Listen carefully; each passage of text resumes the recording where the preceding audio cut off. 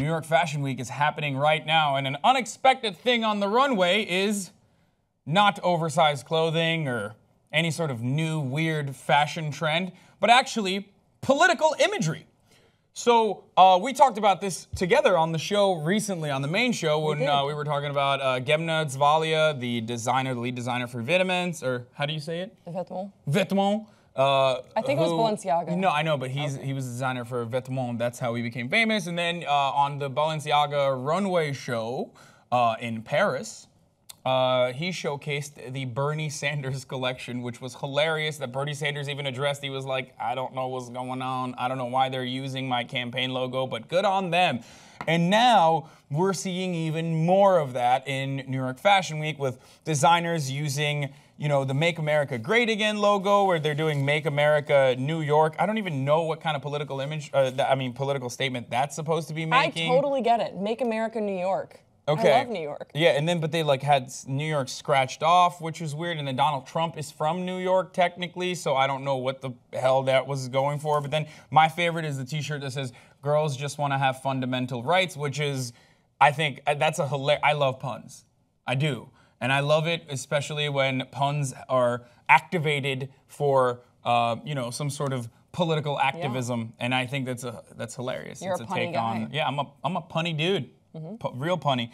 So what do you think? Are they capitalizing, the question I wanted to ask you is, are they capitalizing on political activism because it's super chic right now? Or do you think these designers are like, you know what, not a lot of other people are doing enough as far as criticizing this current administration that we're all kind of feeling very passionate about, so let's do this. Like, is this having a positive impact or what? I don't think the two are mutually exclusive. I think that dissent against the government is very trendy right now. So trendy. Unfortunately, a lot of times we see that the trendy posts or T-shirts or whatever don't always lead to activism, which is sort of a link that I'm hoping we can get to in 2017.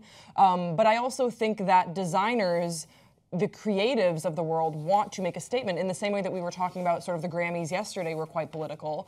And I think that we're going to see artists more and more use their platform, use whatever art they are involved with to spread whatever message they want to about the political sphere that we're living in, and then also just the state of global politics in general. Whatever cause they have close to them, it's now becoming a part of their brand as well.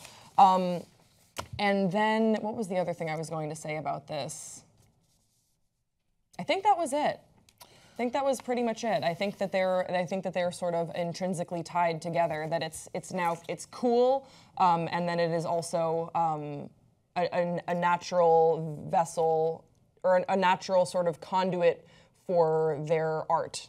Well, I agree with you. I think it does have a lot of positive impact. Like, a lot of people regard the fashion world as like kind of frivolous and too highbrow, and a lot of people don't understand all these things that are happening during New York Fashion Week. But whether we like to admit it or not, a lot of tastemakers, like key influencers, and a lot of wealthy people in general are attending these events. So putting this political message in front of them is always going to be somewhat of a positive thing. And then on top of that, then they're also, in some instances, raising money for important causes like Planned Parenthood that desperately need it right now, because for some reason this conservative administration has just a, I don't know, chip on their shoulder against women's reproductive rights.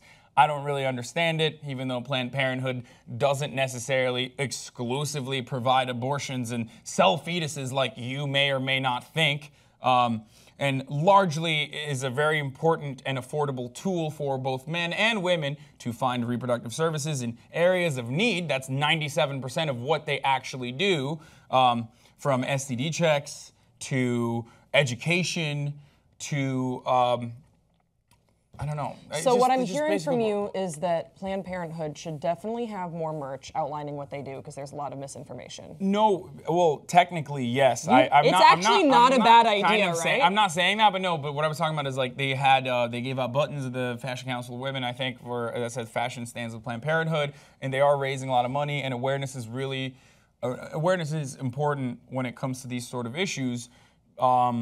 So that's a good thing, and I applaud them. I don't necessarily think they're like you said, they are somewhat capitalizing on this trend because it's super hot right now. It's very hot to say fuck Donald Trump. Oh, I remember what I was going to say. Oh, what? So politics, especially in the United States, there's a history of politics influencing fashion. So, for example, JFK didn't wear a hat when he said his inaugural address, and then that was a big moment because it said that men didn't always have to wear hats when they were outside, and at that time it was sort of a big deal. It was a big fashion statement. That's why they killed him. The government. Okay. But what I'm saying is that, it's not the first time that we've seen fashion being informed by what is going on in politics, because fashion is sort of a reflection of the world that we are living in and what's going on around us, and I think that we are directly seeing that influence on the runway. One final point to add to that, and I completely agree with you. I kind of mentioned this yesterday as well during the Grammys conversation that we were having. I feel like forms of art, like music specifically, has always been a place for political revolution. It's usually people that kind of, not for lack of a better term, rage against the machine. Yeah, or like will Bob always, Dylan. yeah, will always show their somewhat controversial, but progressive political opinions and revolt against the government in that way. And I feel like music now is so obsessed with consumerism that they've kind of strayed away from divisive political messages, with a few exceptions that are still out there. But mainstream music overall isn't really focusing on that. But then again, have you listened to Ed Sheeran's last song? It's fucking awesome. So I feel like now other mediums are looking to take on this important responsibility. And maybe fashion is going to be that medium.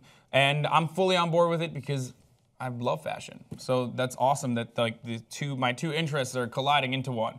So that's great.